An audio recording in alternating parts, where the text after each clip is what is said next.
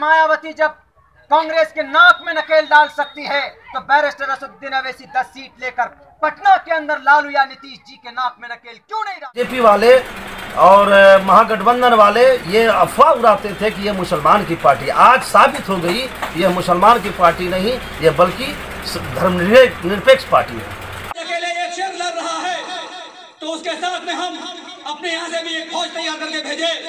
आज वो मुंह से लड़ाई करते हैं, जब कल जरूरत होगी तो 10 सीट आपके पास है, किधरों नहीं जाइएगा आप? बोलिए आपको क्या चाहिए? अवैसी कहेगा कि अगर तुमको सरकार बनाए रखना है तो सबसे पहले तुर्की से, ये तुर्केली से जो अररिया वाला सड़क है, जो पुल नहीं बना पिछले 72 साल में, तो पुल बनवाओ सबसे पहले। 10 सीट मेरे पास है। सीमांचल के अंदर हमेशा सैलाब आता है, ये महानंदा बेसिन नहीं बना पिछले 72 साल में, इस महानंदा बेसिन को बनाओ। अररिया के अंदर कोई फैक्ट्री नहीं है, सरकारी फैक्ट्री बनाओ अररिया के अंदर। किशनगंज के अंदर कोई मेडिकल कॉलेज नहीं, मेडिकल कॉलेज बनवाओ। कटिहार के अंदर कोई यूनिवर्सिटी नहीं, यूनिवर्सिटी बनवाओ। और उसके बाद CAA आपको भगाने वाला कानून, इस देश के अंदर मुस्लिम माइनॉरिटी को भगाने वाला कानून किसी ने पास किया? प्रस्ताव किसका लाया हुआ था? कांग्रेस पार्टी का लाया हुआ था। मेरे भाइयों, बाबरी मस्जिद को किसने तोड़वाया, किसने शहीद करवाया? कांग्रेस के जमाने के अंदर हुआ। भागलपुर के अंदर 1200 नौजवानों को काट कर दरिया के अंदर किसने फेंकवाया? कांग्रेस पार्टी ने फेंकवाया। मेरठ के अंदर 45 नौजवानों को काट कर समंदर, वहां दरिया के अंदर बहा दिया गया। किसके जमाने के अंदर हुआ? कांग्रेस के जमाने के अंदर हुआ।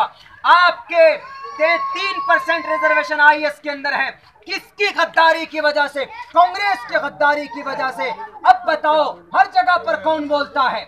मॉब लिंचिंग कहीं पर होती है तो अवैसी बोलता है, बाबरी मस्जिद का मामला हो तो अवैसी बोलता है, मुसलमानों को भगाने वाला कानून पास किया जाता है तो अवैसी फाड़ता है, NRC का मामला होता है तो अवैसी बोलता है। हमारे सीमांचल की अगर तरक्की की बात किसी ने की है तो जात का नाम अवैसी है। और फिर तलाक के ऊपर अगर कोई बोला है तो अवैसी बोला है। जब हर मोड़ पर अवैसी बोलता है तो हमारा वोट भी अवैसी को जाएगा, इन शराबी कबाबी नेताओं को जाएगा। आपको भगाने वाला कानून, वक्त बहुत कम है, आपको भगाने वाला कानून CAA। हम लोगों ने हमेशा RJD को, जदयू को, कांग्रेस को सपोर्ट किया और आज तक भी करते हुए आ रहे थे हम लोग।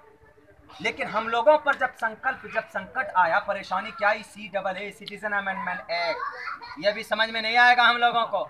इसका मतलब ये है, जब NRC जांच होगी ना तो कौन आदमी तुर्केली बस्ती का है, कौन बैरगाची का, कौन भगवानपुर का है, तो नाम में थोड़ा सा फर्क होगा ना। आधार में MD होगा, MD सरफराज, और वोटर कार्ड में सरफराज आलम होगा, तो आपका नाम छट जाएगा तुर्केली बस्ती से। तुर्केली बस्ती से नहीं बल्कि इस देश से छट जाएगा। आपका नाम अजान हो रही होने वाली ना, बस सिर्फ तुम। आपका नाम अब्दुल रहमान है, आपका भी नाम छट गया। एक का नाम कुशवाहा है तो उसका भी छट गया तुर्केली बस्ती से। अब वकील साहब के पास गए तो वकील साहब ने कुशवाहा से कहा कि तुम दरखास्त दे दो, तुमको दोबारा जगह मिल जाएगी तेरी बस्ती में। क्यों? तुम्हारे लिए सिटीजन अमेंडमेंट एक्ट बना है, CAA बना है, तो वो भी जाएगा, अब्दुल रहमान भी जाएगा। तो अब्दुल रहमान को वकील साहब क्या कहेंगे? तुमको नहीं मिलेगा। सबको मिलेगा, क्रिश्चियन, जैन, बौद्ध सबको मिलेगा, लेकिन तुमको नहीं मिलेगा। क्यों नहीं मिलेगा? इसलिए कि तुम मुसलमान, तुम्हारा नाम ही नहीं सिटीजन अमेंडमेंट एक्ट के अंदर। मेरे भाइयों, अवैसी इसीलिए बोला था, अवैसी ने कहा कि जब कुशवाहा को मिल सकता है दोबारा तुर्केली बस्ती के अंदर नागरिकता, तो अब्दुल रहमान को क्यों नहीं मिल सकता है? अगर किसी ने आवाज उठाई तो कौन बोला? कांग्रेस का कोई आदमी बोला? नहीं बोला। नीतीश बोला? नहीं बोला। RJD बोला? नहीं बोला। जब तुम नहीं बोलोगे, हमको भगाने का बिल पास किया गया, तुम नहीं बोले, तो हमारे इन सब मैटर के ऊपर आवाज बुलंद करने वाला, उस बिल को फाड़ने वाला अगर कोई है तो अवैसी है, तो हमारा समर्थन भी अवैसी को होना चाहिए। मेरे भाई, दूसरी बात यह है कि हम 5 साल के लिए अवैसी साहब को चुन रहे, देखेंगे 5 साल अच्छा काम करेगा तो ठीक है, नहीं करेगा तो फिर हम जिनको होगा उनको चुनेंगे, है कि नहीं है? बाकी 5 साल के लिए हम देख रहे हैं, चाहे 10 सीट आए, 15 सीट आए, 5 सीट आए, लेकिन सीट आएगी तभी आपकी आवाज़ पटना के अंदर, सदन के अंदर।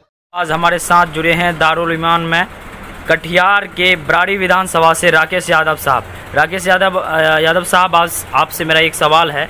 आप MIM पार्टी से जुड़े हैं, एक अच्छे मजबूत सिपाही हैं। आपकी पार्टी ने अभी एक नया गठबंधन जो फ्रंट बनाया है, क्या उससे लोगों को क्या पैगाम जाएगा? देखिए, कुछ जैसे गठबंधन के लोग, महागठबंधन के लोग, बीजेपी वाले जो बोलते थे हमारी पार्टी को कि मुस्लिम की पार्टी है, मुसलमान की पार्टी है, तो इससे अब तो लोगों को क्लियर हो गई कि हमारे पार्टी में एक दलित महिला भी है, मायावती जी, उपेंद्र कुशवाहा जी हैं, देवेंद्र यादव जी हैं। तो अब लोगों में यह पैगाम होगी, यह पार्टी है मुसलमान की नहीं बल्कि हिंदू, मुस्लिम, सिख, ईसाई सेकुलर पार्टी है, यानी सबकी पार्टी है। यह संदेश देना चाहते हैं सभी को। यह पार्टी पहले भी हम बोलते थे और हमारे सदर साहब भी बोलते थे, उसके बाद ओवैसी साहब भी बोलते थे कि यह पार्टी हम सबको लेके चलने वाली पार्टी है मेरी। लेकिन लोग, बीजेपी वाले और महागठबंधन वाले ये अफवाह उड़ाते थे कि यह मुसलमान की पार्टी। आज साबित हो गई यह मुसलमान की पार्टी नहीं, यह बल्कि धर्मनिरपेक्ष पार्टी है। आपने अब तक बराड़ी विधानसभा के लिए क्या क्या किया है एमआईएम के लिए? देखिए, एमआईएम के लिए तो ऐसे जब से सदर असदुद्दीन ओवैसी साहब ने बिल को फाड़ने का काम किया एनआरसी के विरोध में, उसके बाद से जो हमारे बराड़ी में, बराड़ी नहीं पूरे बिहार में, पूरे भारत में इतने जोर शोर से हिंदू, मुस्लिम, सिख, ईसाई सब ने मिल के इनके कंधों से कंधे मिला के इस पार्टी को आगे बढ़ाने का काम कर रहे हैं। और हम लोग, खास करके मैं राकेश यादव, एनआरसी में सबसे ज़्यादा रोड को मैंने 24 घंटा के लिए NH-31 को जाम किया। उसके बाद शाहीन बाग, कम से कम 10 जगह मैंने बराड़ी में शाहीन बाग लगवाया। हम बहुत सारे ऐसे काम किए। उसके बाद पब्लिक सिटी जो होती है, उसके बाद पब्लिकों के हित में जो काम होती है, उसके बाद बाढ़ क्षेत्र में जो काम होती है, दियारा क्षेत्र में जो काम होती है, सब में गरीब गुरबा के साथ मैं मजलिस-ए-इत्तेहादुल मुस्लिमीन पार्टी का झंडा लेके, झंडा के तले मैंने काम करने का जिम्मेदारी उठाया और कर रहा हूँ। इस वक्त में अगर पार्टी गठबंधन से या फिर गठबंधन की वहाँ पर सीट उतारे तो आप इसके बारे में क्या कहना चाहेंगे? अच्छी बात है, एमआईएम न लड़े गठबंधन, अब तो कोई बात नहीं है, कोई बात नहीं है। अगर देखिए, पार्टी से खुश रहेंगे आप? एकदम बिल्कुल खुश रहेंगे। मेरी पार्टी है, मेरी गठबंधन की पार्टी है, इसमें मुझे कोई एतराज नहीं है। इसके लिए मैं तत्पर तैयार हूँ। मैं सिपाही हूँ, मैं सिपाही बन के रहना चाहता हूँ इस पार्टी में, इसलिए मुझे कोई एतराज नहीं है। मेरे गठबंधन में जो भी आवे मैं तैयार। असदुद्दीन ओवैसी साहब, अख्तरुल ईमान साहब की बातों पे लब्बैक कहने वाले बनगांव के नौजवानों, गार्जियनों, बुजुर्गों, साथियों, आप सब देख ही रहे हैं कि इलेक्शन जो है बिल्कुल हमारे सर पर है। हमेशा हम लोगों ने कभी नजदीकी के नाम पर, कभी रिश्तेदारी के नाम पर, कभी ये कह के कि लोहागड़ा हाट में मेरी मुलाकात हो जाएगी, वोट देने का काम किया है। लेकिन जिस मकसद, जिस जज्बे से हमने वोट देकर एमएलए बनाने का काम किया है, मैं पूछता हूं आपकी इस धरती पे खड़ा होकर क्या आपके लिए एक कदम भी वो आने का काम किया है?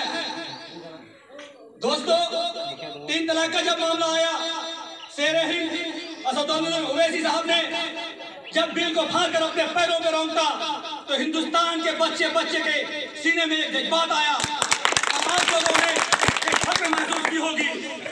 आज पूरे हिंदुस्तान में कहीं मुसलमानों पर जुल्म हो रहा है, कहीं दलितों को परेशान किया जा रहा है, कहीं मजलूमों को अत्याचार हो रहा है।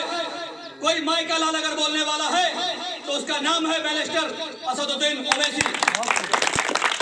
क्या आप और हम नहीं चाहते कि आज अकेले एक शेर लड़ रहा है तो उसके साथ में हम अपने यहाँ से भी एक फौज तैयार करके भेजे। आज वो मुंह से लड़ाई करते हैं, जब कल जरूरत होगी तो आमने सामने की भी लड़ाई करने की। दोस्तों, मैं आप सबके बीच यही कहने के लिए आया हूँ कि किसी को हमने देखा है बार बार, अब की बार सिर्फ एक बार मजलिस को भी देखना है। अभी मजलिस की तरफ से प्रत्याशी का घोषणा नहीं हुआ है। इंशाअल्लाह 1-2 दिन के अंदर मजलिस के नाम का ऐलान हो जाएगा कि हमारे बीच में चेहरा भी कौन होंगे। लेकिन तकरीबन इलाके के सारे लोगों के जहन में आ चुका है कि हमारा चेहरा कौन होगा। हमें ऐसे लोगों की जरूरत है जो हमारे औलाद के सुख और दुख में साथ हो सके। ऐसे नेता की जरूरत नहीं जो इलेक्शन के टाइम में आए और कहे कि मैं गरीब का बच्चा हूँ, मैं गरीब परवर हूँ, मैं गरीबों के लिए कुछ कर सकता हूँ, और जब वो जीत के जाए तो सीसी कैमरा में देखे कि जो पैसा वाला है उसको अंदर बुलाओ, जो गरीब है उसको बाहर में बैठाओ। कहते हैं विकास हाँ, मैं भी कहता हूँ कि विकास हुआ है, भाई से भाई को लड़ाने का विकास हुआ है, जीते हुए प्रतिनिधियों को हराने का विकास हुआ है, बने हुए प्रमुख को कुर्सी से उतार कर फेंकने का विकास हुआ है, मरी हुई बच्चों के कातिलों को बचाने का विकास हुआ है। इससे बेसी विकास तो कुछ नहीं हुआ है। आने वाले समय में 7 तारीख में जवाब देना होगा। 17 साल हमने आपको एक मस्त होके वोट देने का काम किया है। अब समय आ गया है कि आप 17 साल का हिसाब आप हमें दें, फिर आप हमारे पास वोट के लिए खड़ा हो। अफसोस होता है कि जब कहते हैं कि सिंधिया बंधुआ दुलाली के लोग मेरे करीबी हैं, अपने हैं, और मैं जब भोज में दावत करूं तो उनको मेरे घर का पता नहीं होता कि मेरा घर कहां है। ऐसे लोगों को सबक सिखाने की जरूरत है। और मैं मुबारकबाद देता हूं अंजार नईमी साहब को कि बहुत ही कम समय में इन्होंने आप सबके दिल में जगह बनाई है। मजलिस के पैगाम को लेकर पूरे विधानसभा के अंदर पहुंच चुके हैं और इंशाअल्लाह आप सबका यही प्यार और यही मोहब्बत अगर अंजार साहब के साथ में रही तो फिर हमें जीतने से कोई नहीं रोक सकता। और मैं आप सबसे एक वादा चाहता हूं कि आप सबको अपने हाथ उठाकर ये वादा करना होगा कि आने वाले वक्त में हम सभी जो है MIM के साथ में रहेंगे। जो हमारी और आपकी बातों को लड़े, जो हमारे लिए सोचे, जो जिनके दिल में कौम और मिल्लत की दर्द हो, उनके बारे में हमारा फर्ज बनता है कि हम भी सोचे। दोस्तों, अंत में मैं यही कहूंगा कि अरसे बाद, ज़माने बाद अल्लाह ताला ने असदुद्दीन ओवैसी साहब के रूप में हमें एक लीडर, बेबाक बेखौफ लीडर दिया है। अगर इस बार हम लोग उनको मजबूत नहीं किए तो फिर याद रखिएगा कि 100 साल के अंदर, आने वाले 100 साल में कोई भी क़यादत आपके सामने में आने की हिम्मत नहीं करेगा। इसलिए हमसे क्या मांगता है असदुद्दीन ओवैसी, क्या मांगते हैं अब्दुल इमान साहब? एक वोट। आज जो आदमी कौम और मिल्लत के खातिर अपने बीवी बच्चों को छोड़कर, अपने घर द्वार को छोड़कर 2200 किलोमीटर दूर से किशनगंज की जमीन पे घूम रहे हो, वो उसको अगर हम एक वोट भी नहीं दे पाए तो हमसे बेसी बदनसीब कोई नहीं होगा। दोस्तों, आने वाले वक्त को समझना होगा और जहाँ भी हमारे रिलेशन के लोग हैं, रिश्तेदार हैं, जानने वाले हैं, पहचानने वाले हैं, फोन के माध्यम से हो, उनके घर पे जाके हो, उन्हें समझाना होगा कि इस बार हमको भूल भुलैया में नहीं आना है, बहकावे में नहीं आना है, पतंग का निशान जहाँ देखना है वही वोट देना है।